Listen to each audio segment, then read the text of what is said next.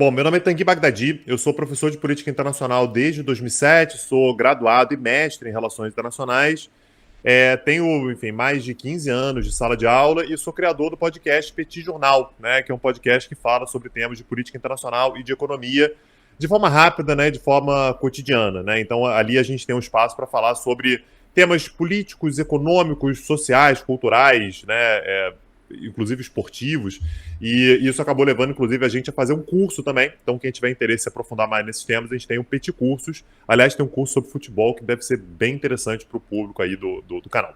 O que, como tu definiria o sports washing? Porque é um termo em inglês, né, que às vezes é um pouquinho difícil de entender, mas o que é esse ato de tentar lavar a imagem de um país ou de alguém através do esporte? Olha, a gente está falando, Pedro, sobre países que têm imagens ou ruins ou neutras demais. Quando a gente pensa nesses países do Golfo, né? A gente está falando do Golfo Pérsico, né? Que é uma região importante no Oriente Médio. Quando a gente pensa no Oriente Médio, a gente pensa em petróleo, né? Não tem petróleo no Oriente Médio inteiro. O petróleo está concentrado principalmente naquela região do Golfo Pérsico. Então ali a gente tem países como o Irã, né? Do lado mais oriental, e do lado mais ocidental a gente tem Arábia Saudita, Emirados Árabes, Kuwait, Catar, Omã, né? São esses países do Golfo Pérsico. E historicamente são países que têm imagens muito sisudas, são países muito religiosos, são países com populações pequenas, com regras muito rígidas. E, historicamente, portanto, a gente pensa nesses países como países que vendem petróleo, são países muito associados a uma repressão muito grande da população, principalmente a minorias, a população feminina. E esses países claramente começaram a querer melhorar um pouco a sua imagem, sobretudo a partir do momento em que o petróleo lhes dá uma condição de maior autonomia, e eles começam a perceber que a imagem deles é muito ruim. Ninguém quer visitar a Arábia Saudita, ninguém quer fazer negócios ou se orgulha de fazer negócios com o Catar, por exemplo. Então são países que vão começar a tentar investir numa melhora da sua imagem. E aí, o Catar, por exemplo, é um grande exemplo. Né? O Catar começou a fazer uma série de investimentos não apenas em esporte. Né? Então vai, por exemplo, ter uma das grandes redes de notícias do mundo árabe, que é a Al Jazeera, é Qatari. Então as pessoas começam a associar o Catar não mais a um grande deserto cheio de gás natural, mas a um local que tem um jornalismo de muita qualidade. Você coloca muito dinheiro nisso. E o Catar começa a perceber, o Catar é um dos primeiros a fazer isso, os Emirados Árabes também, né, enfim, com a Emirates, começa a perceber que fazer investimento em esporte é algo que dá uma imagem muito interessante. Então o Catar vai lá e compra o Paris Saint-Germain. Ora, eu já não associo mais o Catar a uma ditadura. Eu começo a associar o Catar ao Paris Saint-Germain, ao Mbappé, ao Neymar, ao Messi e a uma Copa do Mundo. Né? O Catar coloca o nome na camisa do Barcelona. Ó, na hora que eu penso no Catar, eu penso na camisa do Barcelona, eu penso no Messi, né? Eu penso no trio MSN fazendo gols. Então, isso é o sports washing, né? Então, você lava a sua imagem a partir da utilização do esporte. Os Emirados Árabes já fizeram isso muitas vezes. O Catar é uma aula de como fazer isso. E a Arábia Saudita não tem, assim, é uma conta sem limite, né? Então ela tem muito dinheiro para fazer esse tipo de investimento. É exatamente o grande caso que a gente tem nesse momento. Exatamente. E você, assim, a gente vê alguns problemas da Arábia Saudita que são relacionados a direitos civis e direitos humanos, né? Então tem a questão de como é o tratamento dado às mulheres, que também é um tema, me parece, pelo menos para mim como leigo, um pouquinho mais delicado, porque também tem uma questão religiosa muito forte, né? Tem a questão, por exemplo, que a gente estava vendo de refugiados sendo fuzilados na fronteira, coisas do tipo. E eu queria te perguntar como é que é a situação dos direitos civis e humanos na Arábia Saudita, e também se tu puder depois fazer um adendo e explicar pra gente o que foi o caso Khashoggi. Então, a Arábia Saudita deve ser um dos piores lugares para se viver caso você não seja um homem saudita rico. É um país que tem uma tradição religiosa muito profunda. E aí eu vou me permitir voltar um pouquinho no tempo, mas a religião que embasa, né, que dá legitimidade para a família real da Arábia Saudita é o chamado Wahhabismo. O Wahhabismo é uma escola religiosa que remonta aí alguns séculos atrás, né, século XVII para o século XVIII, e que considera que os muçulmanos eles têm o dever de seguir o Corão ao pé da letra. Então, toda essa ideia que a gente tem de um fundamentalismo tem, na maior parte das vezes, uma origem na Arábia Saudita. Quando a gente pensa, por exemplo, na interpretação que a Al-Qaeda faz do Corão, é uma interpretação eminentemente oriunda da Arábia Saudita. Aliás, o Osama Bin Laden, né, para quem é mais novo, talvez não lembre, o Osama Bin Laden foi o cara que arquitetou o 11 de setembro, né, os maiores atentados da história, um dos mais impactantes, certamente, era saudita. A Al-Qaeda foi criada em outros lugares, a Al-Qaeda estava lá no Paquistão, no Afeganistão, depois no Iraque e tudo, mas foi criada originalmente por um pensamento profundamente relacionado a essa lógica saudita. Eu não estou dizendo que é do governo da Arábia Saudita, mas é um tipo de pensamento que está ali no governo saudita, está ali nas interpretações religiosas da Arábia Saudita. Então, é um local onde toda essa ideia que a gente tem de direitos humanos, liberdades individuais, separação entre Estado e Igreja, né, Estado e religião, simplesmente não existe, não é a lógica local. Agora, é um país que ganhou muita visibilidade, ganhou muito espaço no cenário internacional a partir da década de 1970. Foi o momento no qual a gente teve o choque do petróleo. O choque do petróleo foi o momento no qual o preço do petróleo explode. Então você imagina um país que tem como quase única atividade econômica a exploração de petróleo, é como se você ficasse muito, muito rico da noite para o dia. Então a Arábia Saudita ela começa a ter cada vez mais influência, cada vez mais dinheiro, financiar cada vez mais grupos que pensem parecido com a Arábia Saudita, inclusive em outros países. Então não é por acaso que na década de 80, né, a década seguinte, a gente vai ter a ascensão de grande parte desses grupos que vieram a preocupar depois. Então, o cara é de 1988, exatamente financiado, exatamente por grana de sauditas muito ricos. O Talibã foi criado em 94, mas esse grupo começa a se formar na década de 1980. Então, é um país no qual você não tem, por exemplo, uma Constituição. A Constituição é o Corão. A gente chama isso de Sharia, né? A Sharia é a lei muçulmana, é essa lei que rege todas as relações. E muitas vezes, como você tem um poder absoluto por parte da família real, limites são cruzados. Então é comum, por exemplo, né, quando a gente pensa no príncipe regente da Arábia Saudita atualmente, um cara que a gente vai chamar de MBS, né, Mohammed bin Salman. Ele é filho do rei, ele não é o rei é o pai dele, né, o rei Salman. Mas ele é o cara que é o herdeiro direto, ele que manda na Arábia Saudita. Ele não tem qualquer tipo de pudor, por exemplo, em prender outros membros da família real, inclusive a mãe dele. A mãe dele ficou presa lá no hotel de luxo, é verdade, mas tá lá presa para não influenciar na política saudita.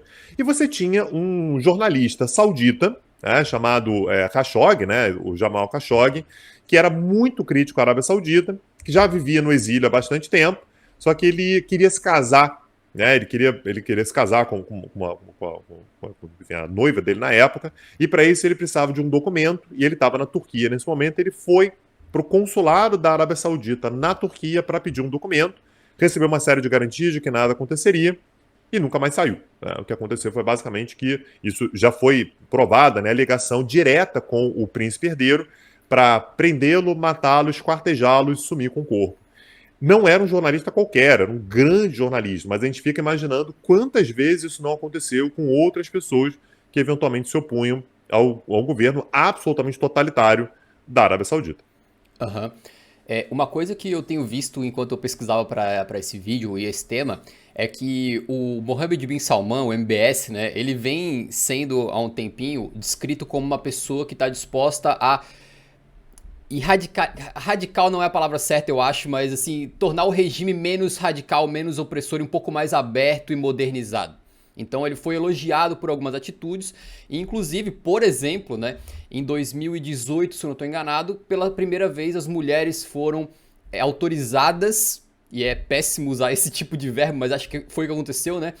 Autorizadas a frequentar um estádio de futebol.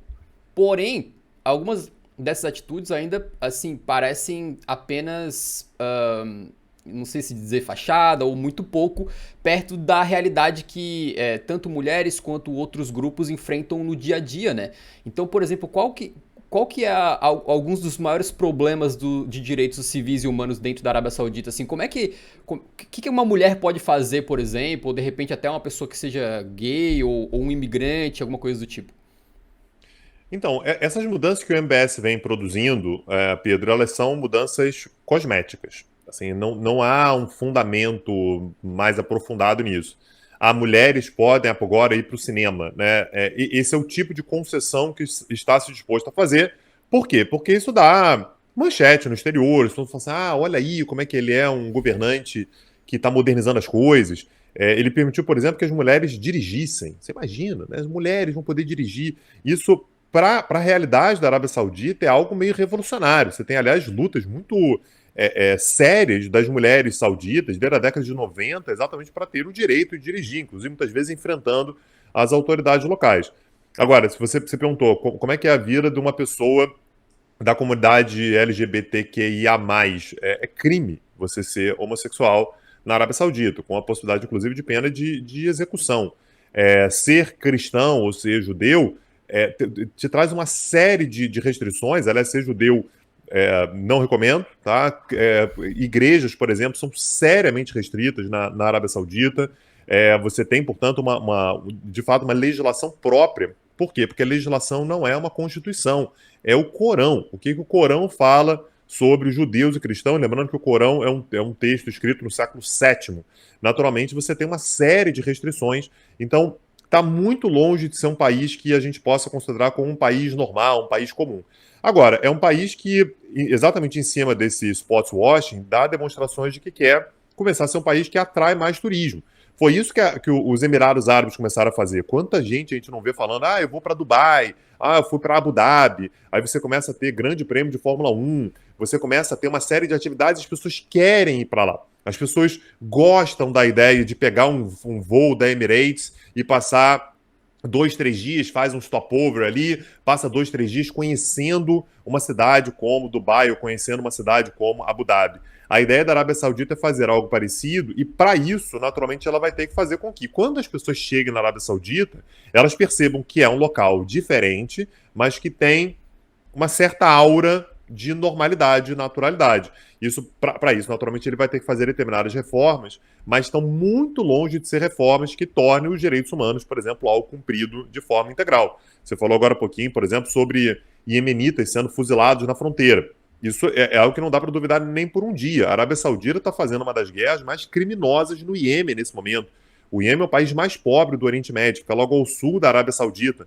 A Arábia Saudita, ela começou, inclusive com o apoio dos Estados Unidos, a fazer uma guerra no Iêmen, que é hoje a maior catástrofe humanitária do mundo. Não é nem Síria, não é Ucrânia, não é nada disso. É no Iêmen. E você tem, naturalmente, refugiados iemenitas que tentam entrar na Arábia Saudita e são impedidos à bala. Tá? Então, esse é o regime saudita. Assim. Então, se você quiser olhar somente na superfície, você vai encontrar um país que está se modernizando, mas se você se aprofundar um metro nesse país, naturalmente você vai encontrar uma série de problemas muito, muito graves que, naturalmente, o regime do Mohammed bin Salman não vai exatamente resolver. Ele vai, basicamente, maquiar.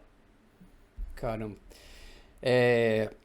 Bom, a gente está vendo recentemente uma iniciativa muito forte do governo saudita em termos do futebol local. Eles tomaram o controle direto de 4 dos grandes clubes de futebol do país e estão fazendo investimentos que, para quem vê de fora, parece que não tem regra, não tem limite. Assim, estão gastando como se eles fossem, né, os clubes mais poderosos do mundo, com as maiores receitas do mundo. A gente não consegue ver nenhum tipo de fair play financeiro sendo aplicado a esses times, como é aplicado, de repente, em clubes europeus ou até brasileiros, tem que seguir algumas regras. E essa questão de transformar a Liga Saudita em algo que você olhe e fale que bacana, porque tá jogando Cristiano Ronaldo, tá jogando Neymar, tá jogando tantos craques, estão sendo transmitidos jogos, agora as pessoas estão indo atrás, querendo assistir. Ela é uma iniciativa que me parece que é quase como uma cereja no bolo, que já vem sendo preparada há um tempo atrás. Então, eles começaram levando Supercopa da Itália, Supercopa da Espanha para território saudita. Eles começaram fazendo também, um pouquinho tempo atrás, não foi tanto tempo, né? A compra do Newcastle, então um clube tradicionalíssimo da Inglaterra, que agora é controlado diretamente pelo Fundo Público de Investimento da Arábia Saudita, que é controlado pelo Mohammed bin Salman no final das contas, apesar de eles botarem outras pessoas na cadeia de comando, para dizer que não é um controle direto, né? Entre outras atividades, como levar a Fórmula 1... Opa, a câmera caiu rapidinho, mas já voltou. Entre outras iniciativas, como levar a Fórmula 1 para lá também, e essa polêmica que rolou recentemente com o golfe. Basicamente, a Arábia Saudita tinha uma liga, digamos, alternativa, o rival do PGA, que era a liga americana, né, estadunidense, que era mais famosa, mais importante, e acabaram fazendo agora uma fusão. Então, o ataque deles em termos de esporte está indo em várias frentes diferentes. E eu queria saber se, então, tudo isso meio que faz parte de um plano global para mascarar os problemas que estão lá. E se também você vê a possibilidade do que eu acho que aí sim seria o grande objetivo deles, que é levar a Copa do Mundo para a Arábia Saudita, assim como o Qatar já fez. O Qatar já abriu essas portas, né? E agora a Arábia Saudita me parece que tem esse plano de 2030 ou agora 2034. Pois é, eu acho que a Copa do Mundo não é o objetivo. Eu acho que a Copa do Mundo é mais uma camada em algo que é mais de longo prazo. A gente começou a ouvir falar nesses grandes clubes, na verdade, grandes clubes sauditas, onde que tem grande clube na Arábia Saudita? E nos clubes sauditas, né, recebendo essa quantidade de dinheiro, contratando astros globais, não faz muito tempo. Isso, sei lá, é de um ano para cá, se muito. Né? Antigamente a gente ouvia assim, o jogador que era relativamente habilidoso no Brasil recebeu uma proposta, e a gente falava até em termos genéricos, né, das Arábias. Aí não sabia nem se era Emirados Árabes, se era Catar, se era Arábia Saudita, fazia a menor diferença. O cara ia para as Arábias. E atualmente você tem esse nível de investimento. Então, a ideia que me passa, Pedro, é que é um projeto de longo prazo. A ideia não é fazer isso hoje e amanhã parar. O Catar já fez isso. Tanguy, se tu estiver me ouvindo, a tua conexão deu uma engasgadinha. Eu não tô te ouvindo no momento nem Beleza. te vendo. Se Voltou, tu puder voltou? voltar. Se puder voltar, voltou agora. Se puder voltar uns 10 segundinhos, Beleza. tava falando que o Qatar já fez isso. Beleza. O Qatar já fez isso, né? Só que o Qatar fez de forma diferente. O Qatar foi lá e comprou um clube mediano na França, né? E transformou numa potência, né? Assim, quem está ouvindo a gente aí, o Paris Saint-Germain foi fundado em 1970. O Paris Saint-Germain nunca foi um grande clube, né? O Paris Saint-Germain é um país que tem um nome muito forte, enfim, a cidade de Paris, um dos nomes mais conhecidos do mundo, mas assim, nunca foi um clube de disputar grandes competições e tal. O Qatar vai transformar numa potência. A Arábia Saudita ela vai fazer diferente porque ela vai internalizar isso. E a questão é que quando você leva isso para dentro da Arábia Saudita, você controla absolutamente todas as variáveis. Você tem fundos infinitos. É o dinheiro do petróleo. O dinheiro do petróleo não tem fim. E a ideia é exatamente que, no momento no qual o petróleo está começando a ser questionado, será que o petróleo é um combustível do futuro? Será que a sustentabilidade não pode mudar algumas coisas? Será que o petróleo não pode começar a perder valor? Em primeiro lugar, vai demorar o petróleo perder valor, ou seja, a Arábia Saudita ela sabe que ela tem muito fôlego para investir daqui para frente. E outra coisa que a Arábia Saudita vai fazer é usar o dinheiro do petróleo para fazer a próxima transição econômica. E a próxima transição econômica tem uma série de elementos, uma série de outras atividades, entre elas o esporte. Hoje é meio inconcebível a gente pensar nisso, mas tenta pensar se nos próximos 10 anos as pessoas não vão começar a se animar para, de repente, pegar um avião, sei lá da onde, um avião na Europa, um avião em outros lugares do Oriente Médio, para ir assistir um torneio curto, para assistir os maiores nomes do esporte mundial que estarão jogando na Arábia Saudita. Né? Então a gente está diante de uma mudança que a gente não sabe exatamente onde que ela vai dar. Eu nunca imaginaria associar o golfe, por exemplo, à Arábia Saudita. Hoje a gente já tem que começar a pensar que talvez essa possibilidade exista. Isso vai começar a gerar mudanças muito sérias quando a gente fala na estrutura esportiva global. Daqui a 10 anos, será que o Real Madrid será o Real Madrid que a gente conhece hoje? Ou será que a gente vai começar a acompanhar aos domingos o grande esquadrão do Al Hilal? Então, será que a ideia da camisa pesada ela vai continuar existindo? Ou será que o poder financeiro vai acabar superando isso? Eu não tenho uma resposta. Esse é um fenômeno que a gente nunca viu. A gente nunca viu nada parecido com isso. Aham. Cara, muito, muito interessante, cara, muito bom esse assunto. Na verdade, assim, quanto mais eu entro, mais me preocupa, né? Mas é muito, muito bom. Eu queria te perguntar uma coisa sobre o Vision 2030, né? Sim. Esses planos da Arábia Saudita envolvendo o esporte, como tu disse, são parte de algo maior, né? E que vão muito além do esporte. Eles têm um plano chamado Vision 2030. E uma vez eu falei isso em live, aí tinha uma galera assim, não, porque isso aí é teoria da conspiração. Não é teoria da conspiração, tem um site, literalmente, é assim, público e explícito, que eles têm um site lá, eles têm um projeto, né, muito ambicioso de transformar a sociedade e a economia da Arábia Saudita com objetivos que vão além do esporte. Esses objetivos me parece que estão mais alinhados o quê? À geopolítica, né? E a coisas como, por exemplo, você ter influência sobre outros países, você ter mais poder de negociação, você, né, sentar na mesa que estão outras potências globais e o que é chamado também de soft power, né? Então eu queria que se tu pudesse, cara, sair um pouquinho dessa questão do futebol e falar um pouquinho Nossa, me engasguei aqui. E falar um pouquinho de como que o futebol é apenas uma parte de um plano muito maior e muito mais ambicioso da Arábia Saudita, que faz parte desse Vision 2030 e que tem objetivos aí que vão muito além do esporte, né? Então, olhando para a história da Arábia Saudita, é um país que era muito pobre, muito, muito pobre. Né? Então, quando o reino da Arábia Saudita foi criado lá em 1932, era um país paupérrimo, era um dos países mais pobres do mundo, né? A realidade é essa. E na década de 40 encontraram petróleo, um petróleo ainda naquele momento muito utilizado, mas ainda muito barato. Então, é um país que era como se fosse muito pobre e tivesse passado para apenas ser uma classe média. Começa a ter um carro, mas é um carro popular, né? Viaja uma vez por ano, mas viaja para uma cidade próxima. Não é um país rico ainda. Uhum. Na década de 70, a Arábia Saudita se torna um país rico, rico de fato, né? A gente está falando sobre um país que vê uma valorização muito grande do seu principal ativo, então torna-se um país muito rico e passa a ser um país, portanto, muito cobiçado em termos de parceria por outros países. Então, os Estados Unidos, por exemplo, vão se tornar muito aliados da Arábia Saudita, a despeito de todos os problemas, tá? Então, os Estados Unidos estão aí falando direitos humanos, tortura, sei lá onde e tal, mas na Arábia Saudita não há uma palavra sobre isso, porque geopoliticamente é muito importante. Se você for pegar no mapa, você vai ver que a Arábia Saudita é um país grande no Oriente Médio, né? Pega a Península Arábica quase toda.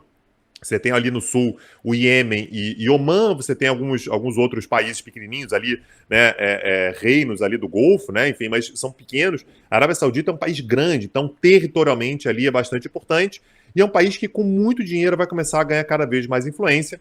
E ao longo dos últimos anos, a Arábia Saudita começa, de uma certa forma, até se distanciar dos próprios Estados Unidos. Então, uma certa lógica de que, olha, os Estados Unidos já não são mais tão necessários para mim, eu preciso começar a poder andar com as minhas próprias pernas. Dialogar com a Rússia, dialogar com outros países do Oriente Médio, dialogar muito com a China, muito com a China. A Arábia Saudita não tem relações oficiais, diplomáticas com Israel, mas dialoga também, dialoga ali por debaixo dos panos, você tem uma série de projetos conjuntos. Então, a ideia da Arábia Saudita é que até 2030, isso está longe de ser uma teoria da conspiração, tá, gente? Isso é absolutamente divulgado, aliás, o MBS ele tem muito orgulho, inclusive, desse projeto, que é o que a Arábia Saudita quer ser em 2030. A Arábia Saudita pretende ser uma economia mais moderna, uma sociedade mais moderna, mais urbana. A Arábia Saudita ela tem muitas pequenas cidades, muitos pequenos vilarejos, uma lógica meio tribal, mais para o interior, né, saindo das grandes cidades, tipo Jeddah, tipo Riad e tal. Levar, portanto, a imagem de um país religioso mais moderno. Lembrando que ficam na Arábia Saudita as duas cidades mais sagradas do Islã, que são Meca e Medina. A Arábia Saudita não quer ser lembrada apenas como um país religioso. Então a ideia é você pegar, por exemplo, o esporte e mostrar que a Arábia Saudita é capaz de competir em alto nível, de ter grandes investimentos e fazer grandes eventos. O golfe, a Fórmula 1. E aí, assim, um dos projetos mais impressionantes que a Arábia Saudita tem dentro desse Visão 2030 é a cidade de Neom. A cidade de Neom é meio que a cidade dos Jetsons. Pô, tem uma galera mais nova aí que não sabe nem o que é Jetsons, né? Jetsons é um desenho que tinha muito tempo atrás, que era todo futurista, tinha carro voador, né? Via no espaço e tal. A cidade de Neom é isso. A cidade de Neom, a ideia deles é fazer uma cidade absolutamente sustentável, que tem areia colorida na praia, que tem carro voador, que seja... Enfim, naturalmente o carro não é voador, mas tem transporte aéreo, que seja carbono zero, que seja assim, um exemplo global de sustentabilidade. E aí você vê a contradição, né? E a lógica da Visão 2030 é exatamente essa. A Arábia Saudita é tradicionalmente conhecida por ser um país produtor de petróleo, que é um combustível fóssil, poluente, né? Uma visão antiquada. E a ideia é pegar esse dinheiro do petróleo e transformar isso num super, ultra, mega projeto extremamente tecnológico para mostrar uma Arábia Saudita diferente. E uma Arábia Saudita que, com isso, portanto, vai ganhar cada vez mais peso, cada vez mais voz. Aliás, acabou de entrar nos BRICS. Está lá junto com Brasil, Rússia, Índia, China, África do Sul. A Arábia Saudita não seria considerada um tempo atrás. Entrou nos BRICS, o que mostra, portanto, essa tentativa saudita de se mostrar como um país mais moderno, um país de vanguarda e um país que tem condições de participar, de fato, dos grandes debates internacionais. Uhum. Cara, esse projeto da cidade Neon aí, eu fui dar uma olhada e tu viu que a cidade é uma linha reta? Sim. São dois prédios, né? Um do lado do outro, assim, um diferente. Pô, inacreditável. Cara, o negócio eu acho muito feio, inclusive, os dois espelhados, né? Enfim, um negócio esquisitíssimo. Mas tá lá, assim, o dinheiro que isso vai custar e o dinheiro que isso vai render é um negócio inacreditável. Aham. E é no meio do nada, assim, né? Numa região lá que. É menos, né? Assim, porque é lá no norte, é perto, inclusive, de Israel. Né? Então ali é pertinho de Israel, perto da fronteira ali com o Iraque.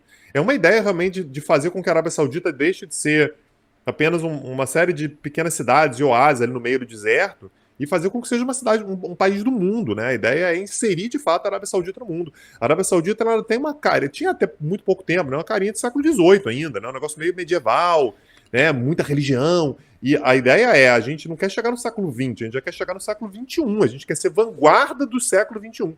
Então, é uma modernização muito rápida. O que você precisa? Grana. A Arábia Saudita tem grana? Porra, tem. Eu preciso pegar essa grana e investir em coisas que melhoram a minha imagem. Vai ter. Daqui a pouco você vai ver. Vai começar a ter mega shows na Arábia Saudita. Vai começar a pegar gente muito, muito importante. Vai fazer o maior show da vida da Beyoncé. Sei lá, isso é um exemplo. Você vai pegar artistas muito conhecidos e vai dar um jeito das pessoas saírem da Europa, saírem dos Estados Unidos, saírem do Brasil para viver a maior experiência que você poderia ter na Arábia Saudita. Isso não está pronto ainda, tá? Mas isso me parece meio caminho natural que a Arábia Saudita vai seguir.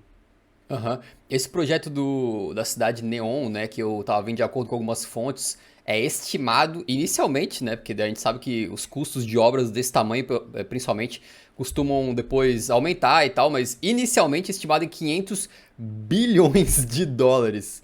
É um negócio absurdo, né? E realmente passa a impressão que tu falou anteriormente que o dinheiro é infinito. Então, assim, até fica meio bobo pra gente, porque no mundo do futebol, a gente, pô, os caras que foram lá e contrataram um jogador do Porto agora, o Otávio, por 60 milhões de euros. Tipo assim, o cara era um bom jogador, mas 60 milhões é claramente inflacionado. É claramente um valor de alguém que paga porque não quer nem negociar. Já chega com um cheque em cima da mesa aqui, ó, tá, me manda o jogador e não quero nem saber.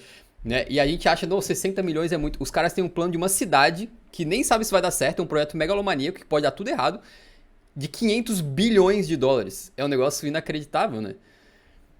E quando você pensa, por exemplo, no fundo soberano da Arábia Saudita, é inacreditável. A Arábia Saudita, o que ela tem, por exemplo, de títulos do Tesouro Americano, é, é meio fora do padrão. Assim, é papo de US$ 1 trilhão em títulos do Tesouro Americano. Então, realmente, dinheiro não é um problema. O que a Arábia Saudita está percebendo, no entanto, é que o mundo está se direcionando para um local que talvez daqui a, não é pouco tempo, mas talvez daqui a 50, 70 anos, o petróleo já não tenha mais a mesma influência que tem hoje. Pode ser que isso não aconteça, mas a Arábia Saudita ela já começa a se preparar para esse cenário. Se daqui a 70 anos o petróleo já não for mais tão importante, o que a Arábia Saudita vai fazer? Se a Arábia Saudita mantém aquela imagem que ela tinha na década de 90, início dos anos 2000, ela vai desaparecer. A Arábia Saudita vai voltar a ser o país pobre que ela era lá na década de 1930. E a Arábia Saudita não vai deixar isso acontecer. Então a ideia é pegar o dinheiro do petróleo e fazer uma transformação na imagem e na economia, nas atividades da Arábia Saudita. E tá dando certo, né? Aham. Uma coisa que eu vejo também é que essa grana ilimitada, se fosse em outros países, talvez não fosse gastado da mesma maneira. Porque, por exemplo, imagina que o Brasil tivesse esse dinheiro que a Arábia Saudita tem, ou até os Estados Unidos. Você teria que fazer para um plano de uma cidade de 500 bilhões de dólares, um projeto, teria que provavelmente passar pelo Congresso, passar por orçamento e um monte de burocracias e legislações que talvez botassem um freio nesse tipo de coisa.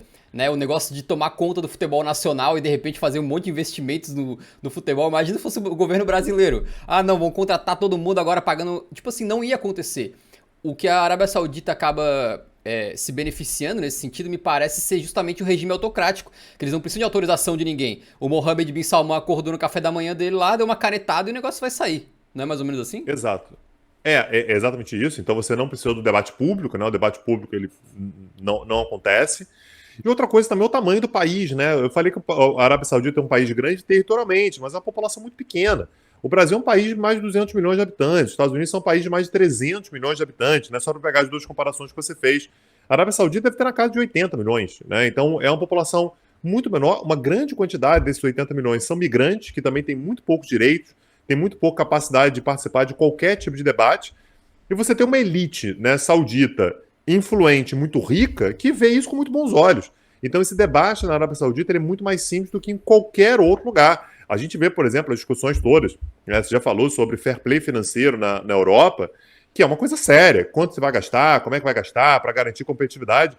A Arábia Saudita, ela basicamente está fazendo do futebol um UFC com doping liberado. Vem cá, você pode usar o que você quiser e vamos fazer o espetáculo. Você quer contratar o Cristiano Ronaldo? Contrata o Cristiano Ronaldo. Você quer oferecer o que você quiser para o Mbappé, para ele vir? Oferece aí. Não foi, mas poderia ter ido. Né? Imagina, você teria basicamente aquilo que a gente esperava há um tempo atrás, de os grandes confrontos na Liga, na Liga dos Campeões da UEFA. Talvez a gente comece a se interessar, e olha que mundo louco, né? Talvez a gente comece a se interessar pelo futebol da Arábia Saudita. Talvez daqui a pouco eu vá aqui pro aterro do Flamengo aqui perto de casa e veja não mais a molecada batendo bola com a camisa do City, né? Que já é uma mudança da minha mentalidade, né? Assim, eu sou Vasco, assim, eu estava acostumado a ver a molecada com camisa de clubes cariocas. Daqui a pouco, agora eu vejo com molecada com camisa do City e do PSG, que quando eu era criança mal eram considerados. Talvez agora seja a camisa do Al Hilal ou do Al Ittihad, né? Então, talvez seja a nova realidade. Eu tenho visto, tá? Eu moro na Espanha, né? E aqui eu tava viajando recentemente, tava passando assim em aeroporto, lugar onde tem muita gente. Cara, molecada com a camisa do Al Nassr já, tá? Loucura, Pois loucura. é. Na Espanha. Espanha e Europa. Espanha e Europa. Sim. Assim, porque aqui no Brasil talvez a gente até reflita um pouco mais a realidade global. Mas se na Espanha isso está acontecendo, quanto tempo isso demora para se tornar? Você imagina o momento em que o futebol saudita chegar no mercado chinês, por exemplo. Né?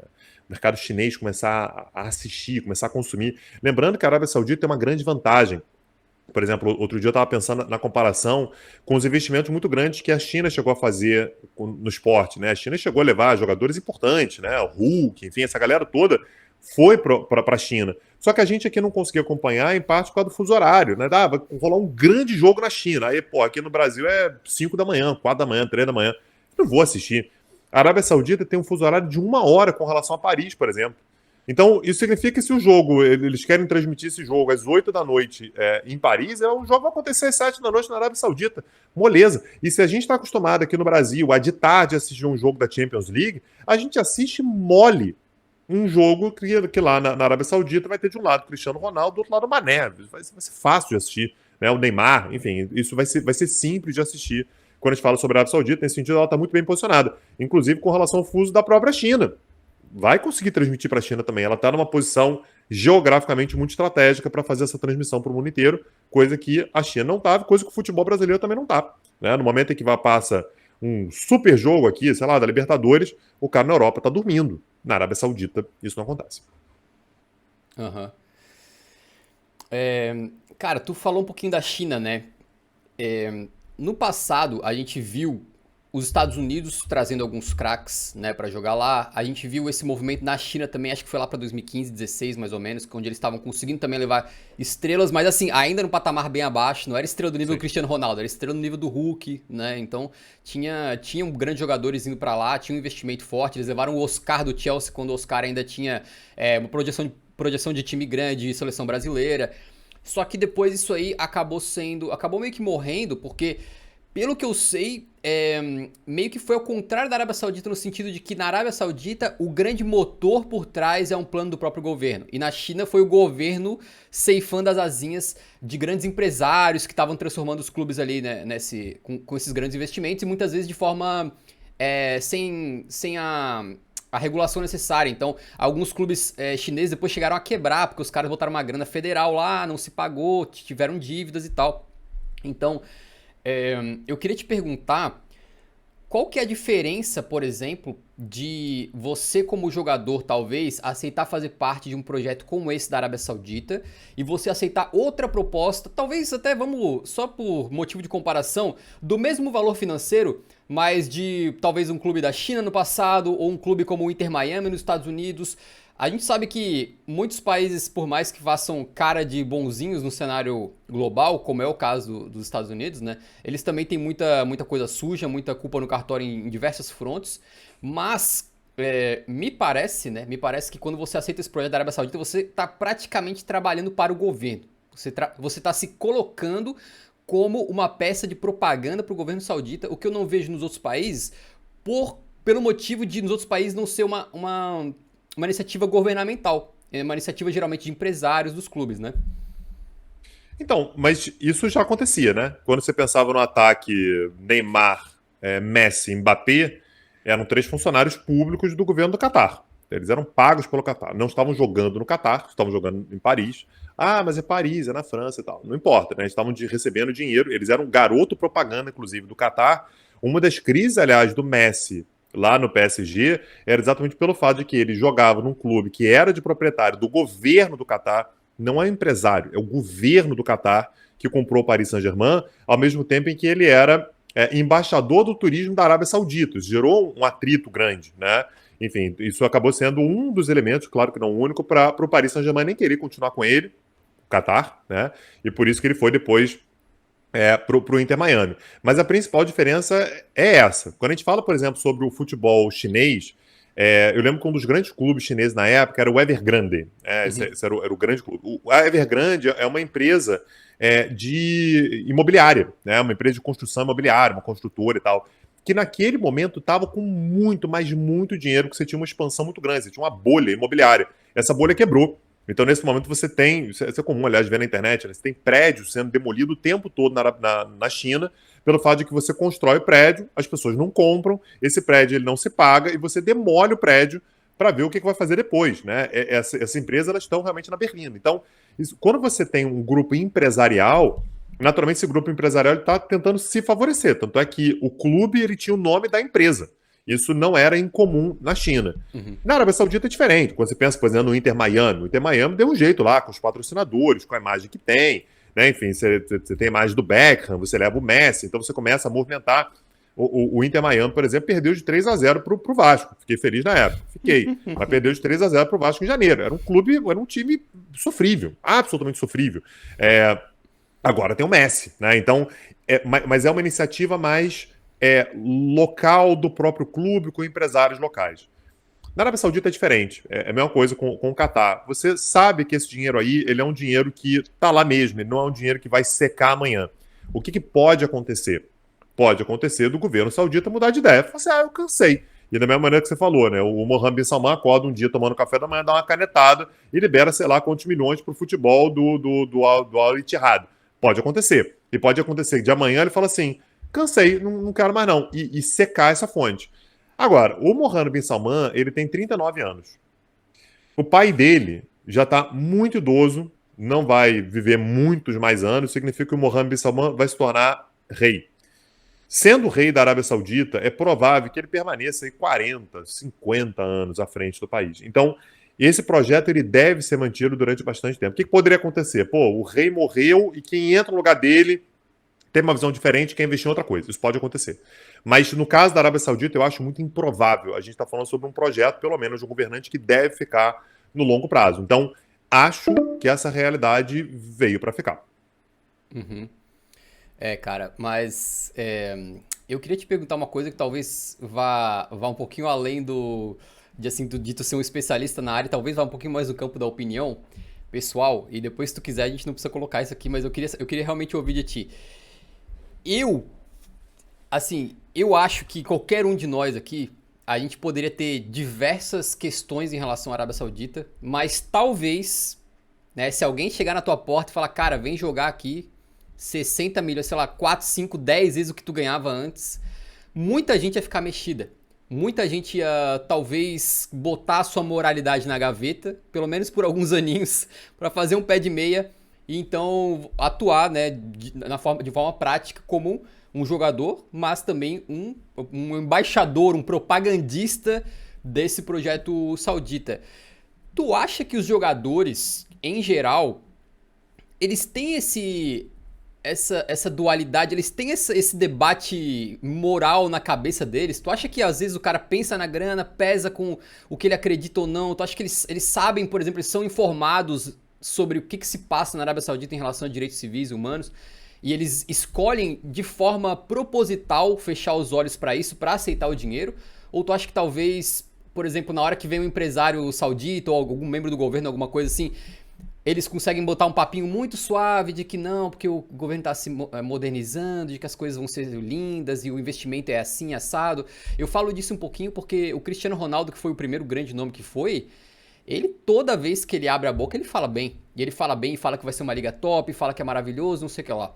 Então eu fico pensando se o jogador, na hora que ele vai dormir com a conta bancária dele lotada, ele chega a pensar um pouquinho nisso ou não.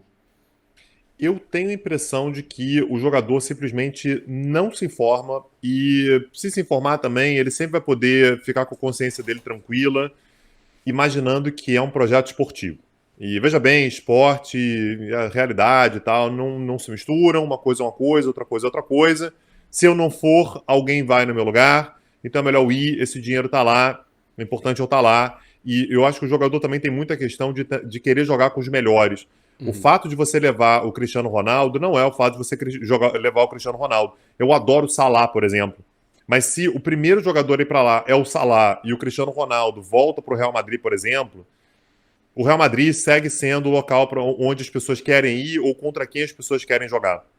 O fato do Cristiano Ronaldo ir para a Arábia Saudita é o que faz com que outros jogadores façam assim, opa, peraí, se o Cristiano Ronaldo está indo, isso significa que vai ser montado um belo time em volta do Cristiano Ronaldo, o projeto deve ter sido bom e eu quero ir também. E nesse sentido, portanto, a questão política, a realidade social, a realidade política, ela fica de lado.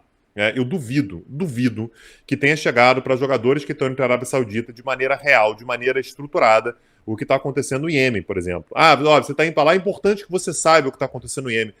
Eu duvido. Eu tenho sérias dúvidas de que isso esteja acontecendo. Eu acho que pode ter jogador que não vai para a Arábia Saudita porque continua acreditando na camisa dos clubes europeus. Então, por exemplo, eu não sei qual é o posicionamento do Vinícius Júnior sobre isso ainda. Eu não sei se o Vinícius Júnior vai. Mas se ele não for, talvez seja por um certo respeito ao gigantismo da camisa do Real Madrid. Pode ser, não, eu vim para Madrid, eu vou ficar em Madrid. Madrid é o maior clube do mundo, né? Como ele gosta de dizer. Eu tô no maior clube do mundo. Então, é possível que alguns jogadores não vão. Mas é importante saber que na hora que chegar a proposta, vai ter alguém mandando mensagem pro Vinícius Júnior falando assim, cara, olha só, eu tô jogando aqui, e olha com quem que eu tô jogando aqui. Olha, acabei de jogar contra o Cristiano Ronaldo, acabei de jogar contra o Salah, se ele for, acabei de jogar contra o Mané, acabei de jogar contra fulano, ciclano. Pô, e você tá aí jogando com sei lá quem aí do Sevilha. Você quer realmente estar aí? Eu duvido que chegue uma coisa, ó, eu tô aqui, mas só pra vocês saberem, né? As mulheres estão sendo tratadas aqui de uma maneira que eu não concordo. Eu duvido muito. Eu realmente duvido que essas informações cheguem e, se chegarem, se elas são de fato valorizadas, a ideia é, no plano esportivo, nós temos uma diferença com relação ao plano político, social e até global. Aham.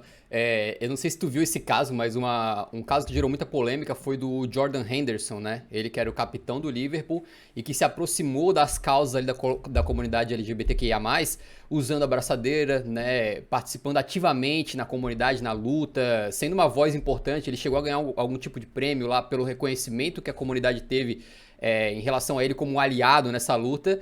E ele foi, assim, rapidamente seduzido pelo projeto da Arábia Saudita. E ele é um cara, assim, claramente inteligente, claramente que sabe dos problemas sociais envolvidos, mas ele aceitou ir. E ele foi muito criticado, assim, a ponto de algumas pessoas, torcedores do Liverpool, que eu vi na internet, assim, praticamente, assim, a idolatria que eles nutriram por 10 anos pelo cara, meio que foi pra lata de lixo de um segundo pro outro.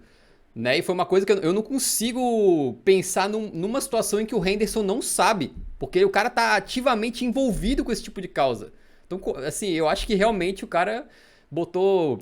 Sabe aquele negócio de botar o computador pra dormir, tu não desliga, só bota ele pra dormir, depois tu acorda. Ele botou a moralidade dele nesse modo, botou no sleep, sacou assim? Pois e aí é o dilema moral de cada um, né? Eu consigo imaginar jogadores que digam que não vão. Mas eu consigo imaginar também jogadores que falam assim, cara, eu não iria, mas é tanto dinheiro que isso aqui garante a independência financeira da minha família pelas próximas 5 gerações. Então, em determinado ponto no qual tem que ir. E eu acho que pode acontecer também do cara imaginar que a ida dele pode contribuir com uma certa abertura, pode Hum. contribuir, mesmo que pouquinho, com algum nível de abertura. Eu tenho minhas dúvidas, acho que a contribuição que pode ser agregada é muito pequena, talvez nula, mas eu acho que talvez, eu não sei se é o caso exatamente do Henderson, mas acho que isso pode ser uma coisa que esteja na cabeça dele, que é eu vou ir lá e vou começar a tentar ver e tal, mas sendo um projeto governamental, nenhum clube, por exemplo, vai abraçar uma causa como essa. Impossível. Né? Porque são clubes que fazem parte do aparato estatal. Então, é algo a se ver até onde que isso vai, né? Uhum. Eu acho Então, até, diga. nesse caso, simbólico, né? Porque quando ele é anunciado pelo clube árabe, eles não resolvem, eles não querem deixar isso, botar pano em cima disso. Eles utilizam no anúncio dele uma foto dele, explicitamente eles fizeram isso, claro, uma foto dele com a abraçadeira LGBT, só que eles colocam um filtro de preto e branco bem em cima da bandeira, assim. Não é só a imagem inteira, foi um quadrado recortado, assim, com um preto e branco em cima da bandeira. Então me parece que eles propositalmente fizeram esse anúncio para meio que mostrar que, ó, ele aqui não apoia. E o jogador que inclusive, era tão apoiador do movimento, tá sendo usado, digamos assim, como esse garoto propaganda do agora ele não apoia mais. Eu acho que é muito emblemático, por mais que eles não tenham usado palavras, né? Aquela coisa da imagem valer muito mais, assim, de que, ó, aqui não vai rolar isso. Pois é, pois é. Então, assim, é um recado muito claro do governo, né? Um recado muito claro do governo. Não ao clube, é o governo. Se fosse o clube, eu acho que também a postura seria mais ou menos a mesma. Mas isso vai contra a base de sustentação social do governo, né? A família real e a religião não são a mesma coisa, mas a família real precisa do elemento religioso para conseguir se legitimar. Então isso no futebol vai aparecer também, não há nenhuma dúvida com relação a isso. Beleza. Cara, Tanguita, o papo tá muito bom, sinceramente, eu vou ficar mais um tempão aqui, mas estamos quase chegando em 1 hora, eu acho que a gente pode finalizar. Eu vou jogar uma última pergunta pra ti, que é mais ou menos assim, né? Pelo que a gente tá vendo, tem dois fatores que me parecem, na verdade três que me parecem mostrar que esse projeto da Arábia Saudita não é algo apenas específico deste momento, e sim algo pro futuro. Primeiro, como a gente mencionou aqui, parece que o dinheiro é infinito. Segundo, parece que todo esse investimento no esporte e no futebol faz parte do plano Vision 2030, que eles planejam para 2030 e além. Então parece ser algo realmente de mais grande prazo. E terceiro, que quando começaram essas movimentações de trazer grandes estrelas para o futebol saudita, a gente viu o Cristiano Ronaldo indo, depois o Benzema, e muito se falou, mas são jogadores que já estão mais no fim da carreira, já estão mais velhos. E aí depois a gente viu alguns outros jogadores indo, mas são apenas 2 a 3 por clube. Só que agora, pouco tempo depois, tu vai puxar a escalação dos principais clubes, já é praticamente 11 estrelas europeias. E muitas delas não são mais dessa faixa etária depois dos 30. A gente teve um caso emblemático agora do Gabri Veiga, uma promessa que estava surgindo no futebol espanhol, estava no Celta de Vigo, sendo especulado no Arsenal, negociando com o Napoli, grandes clubes europeus, mas o cara recebeu uma proposta absurda e resolveu, não é nem no auge da sua carreira, porque ele não tinha chegado no auge, mas no auge da sua projeção, no momento em que estava todo mundo olhando para ele falando, tá ali uma nova estrela. Ele, ao invés de perseguir, digamos, a glória esportiva, né, ou a satisfação pessoal e profissional de tu atuar em um grande clube, de tu jogar a Liga dos Campeões, o cara escolheu o caminho da Arábia Saudita já, agora. Isso também aconteceu com outros jogadores um pouco mais jovens, como o Jota, que foi um português que se destacou muito no Celtic, e se eu não tô enganado ele tem 24, 25 anos, ou seja, tá próximo de chegar ao seu auge, mas nem tava no auge ainda. Então me parece que o movimento começou seduzindo as grandes estrelas, os caras mais velhos, e agora eles estão tentando fazer um domínio por completo. A ponto da gente não saber, por exemplo, se esse movimento tivesse rolando lá quando surgiu o Mbappé, será que eles não teriam contratado o Mbappé antes do Paris Saint-Germain conseguir? Então, a minha pergunta como é que tu projeta isso para os próximos tempos aí, né? Pois é, Pedro, eu não sei se a minha resposta é muito feliz, não, mas eu tô achando que esse vai ser um caminho cada vez mais natural. E a Europa, ela vem passando por um processo de perda de relevância política global, né? Ela vem perdendo projeção do ponto de vista econômico, né? A Europa vem sendo cada vez mais lembrada por ter perdido competitividade, por ser um espaço basicamente de turismo, né? A gente gosta de visitar a Europa, né? Grandes museus, né? Lugares bonitos e tal, mas já não um local para você investir. A princípio vinha perdendo espaço para a China, vinha perdendo espaço para a Índia, vinha perdendo espaço para outras economias emergentes, e nesse momento, do ponto de vista esportivo, também. A partir do momento em que jovens começam a querer ir para a Arábia Saudita também, e começam a olhar ao seu redor e pensar que podem jogar uma mini Liga dos Campeões da Europa na Arábia Saudita, ganhando muito mais dinheiro do que eles poderiam imaginar, é muito difícil você segurar. E aí minha pergunta é, o que acontece, por exemplo, com o futebol italiano? O futebol italiano, quando eu acompanhava o futebol moleque, o futebol italiano era a minha referência. Eu assistia futebol italiano mais do que o futebol espanhol. Aí depois o futebol italiano já entra uma certa decadência, você passa a ter futebol espanhol, né, a La Liga, como a grande liga. E aí você tem um Barcelona que entra em crise, você tem um Real Madrid ainda muito forte, mas clubes pequenos ali que já tem uma dificuldade de competir em alto nível e começa a ser Premier League. E aí? Será que a próxima, né? Será que o campeonato da vez vai ser o saudita? E isso vai começar a gerar dificuldades até mesmo para que o campeonato, né, o campeonato inglês, né, a Premier League, seja esse campeonato para o qual todo mundo quer ir. Até pouco tempo atrás, olha, proposta da Premier League, você não nega. Assim, pô, qualquer clube, o Chelsea te chamou, o Arsenal e tal, você vai para a melhor liga de todas, você vai jogar Champions League, é lá que você vai fazer seu nome. Talvez em pouco tempo isso seja na Arábia Saudita. Eu quero lembrar mais uma vez, esse processo da Arábia Saudita não tem um ano. Um ano. Você imagina esse projeto consolidado ao longo de 10 anos, ao longo de 15 anos. A gente vai ter uma molecada que está na escola hoje aí com 5, 6 anos, que vai chegar na sua adolescência sem nunca ter visto um mundo sem ter o futebol saudita como os grandes clubes, né? E a referência vai ser, meu Deus, hoje tem jogo do Al-Nassr. E eu preciso ver o jogo do Al-Nassr. Eu torço muito para esse dia não chegar, para não acordar algum dia e falar assim, meu Deus, eu não posso perder o jogo do meu Ittihad. Né? Espero que isso de fato não aconteça. Ai, ai, eu vejo isso muito nas redes sociais agora, porque começou a pipocar aquelas contas, sabe? Que tem conta de fã do Real Madrid, fã de não sei o quê. Ah, não é Agora tem assim, possível. Al Hilal Brasil, Central do Sauditão, coisa do tipo assim, cara. Eu fiquei, nossa. Ai, ai. Mas, cara, eu acho que da minha parte é isso. O Google Meet tá até tentando empurrar a gente pra fora, dizendo que a chamada termina em 2 minutos. Eu não lembrava que tinha 2 uma minutos, é. limitação. Mas tem mais alguma coisa que eu deixei passar, Rafa? Acho que não, eu acho que uma questão importante é que, assim, muita gente pode ver esse movimento da Arábia Saudita e falar, ó, mas eles estão tentando melhorar, e se eles realmente estiverem tentando melhorar, e se eles realmente querem melhorar o país e direitos humanos, né, e eu gosto de pensar num paralelo, assim, que, como você falou que a mudança é cosmética, né, os clubes, eles estão recebendo investimento muito pontual, né, então, eles estão recebendo um dinheiro e para contratar jogadores. Enquanto isso, às vezes dentro do próprio clube eles ainda estão com dívidas, por exemplo, porque eles não se importam em realmente melhorar nada. Eles só querem mudar o cosmético, eles só querem mudar a imagem e a imagem são com os melhores jogadores. Então eles têm 100 milhões para gastar no Neymar, mas não tem 200 mil para pagar uma dívida lá com os funcionários, por exemplo. Eu acho que isso demonstra um pouco como tudo é cosmético mesmo, né? Pois é, não, eu não tenho a menor expectativa, a menor esperança de você ter uma mudança mais profunda na Arábia Saudita como um todo. Eu acho que o clube, com esses jogadores, ele vai acabar criando receita, claro que vai, né? Então, você tendo esquadrões como esse, claro que você vai conseguir um patrocinador, você vai conseguir uma parceria, você vai conseguir um perdão da dívida, sei lá o que você vai conseguir, alguma coisa você consegue. A questão é se a Arábia Saudita passa por uma mudança, eu realmente não consigo acreditar nisso.